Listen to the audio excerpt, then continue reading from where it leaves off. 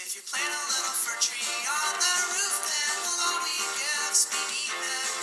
If you want to know you're special, now there's proof, 'cause you've got the gift of Jesus. If words came in from the east, those wise guys, how did they know that it would snow?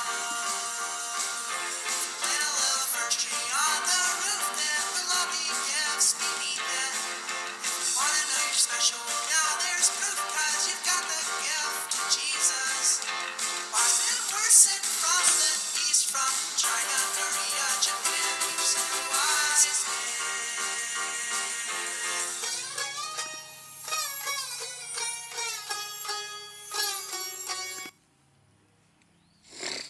Yep. Good morning. This is not a bad place for sitting. Yay, a new song, because it's almost Christmas, almost, but not really, but almost. Good morning.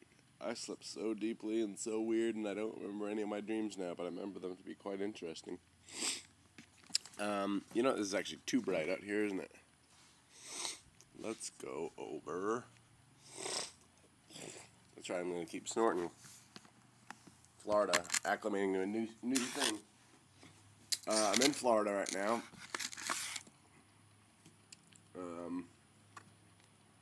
On the ground, outside.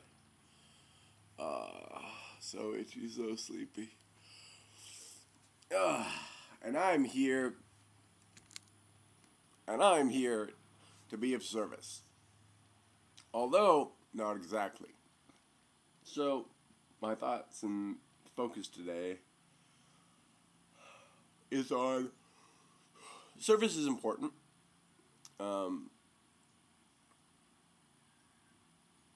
Showing our love for God through our love for other people is paramount. It's a paramount bit of fruit bearing that I think shapes much of our life. However, Christ cautions about making service itself any sort of God, almost in a way. Like, service, he says plainly, service done, like, not in his name is actually completely meaningless. And service where you gain approval of this, of people in this dimension, you have your reward. No eternal value. And that, more important, perhaps, way more important than being of service, is being a servant. Having a servant's heart and a servant's mind. So that, kind of wherever you go, if your eye is on, how can I help, how can I help, how can I help, then that's fine, and that should certainly always kind of be in your zone, but your primary focus needs to remain that which is most important, which is Him.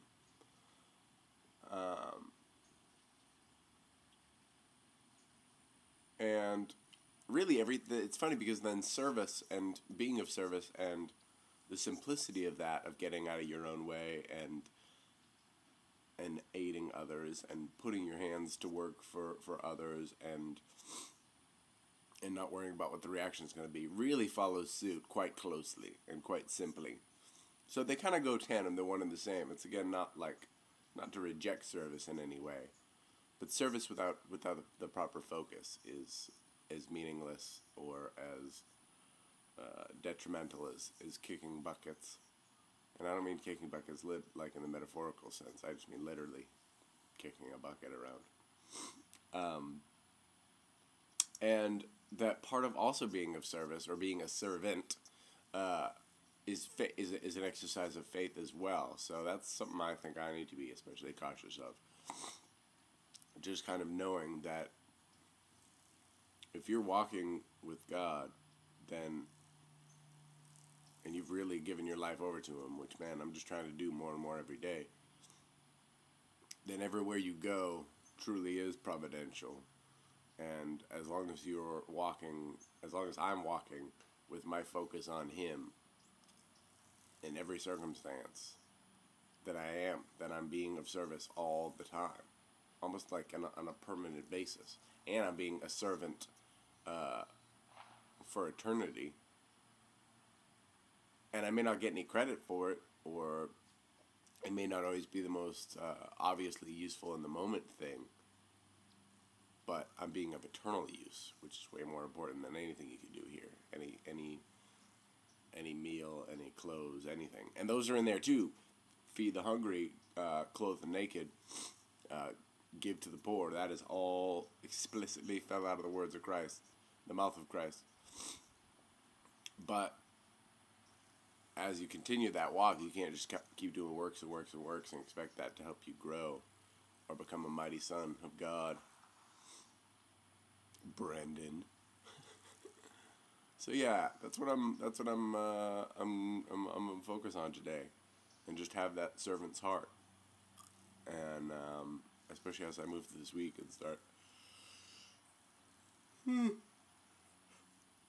Goodness, actually helping and leading up to Christmas, and I mean, because what Christ did on the cross wasn't visually, I should say obviously, extremely effective. It was like, oh, he came, he taught, he healed a lot of sick people, he taught a lot of people, he obviously kicked out some really amazing ideas that people loved, and some people hated, but then he just died. And then he got killed, and then he came back, he rose from the dead, but wasn't a zombie, and then ascended into heaven shortly thereafter. You're like, oh, that's it? But the work he did was on the souls and the hearts of men, which is why Christianity now has spread across the entire globe from that one little town of Bethlehem. So I hope to have that impact, maybe, that silent bomb impact where you don't even know what you've done, and you walk away and you're like, man, I guess I didn't do anything. But little did you know, for generations maybe, that moment will sing out, and maybe you'll see those people in eternity and get to hang out with them forever. That wins over, hey, you really helped me out.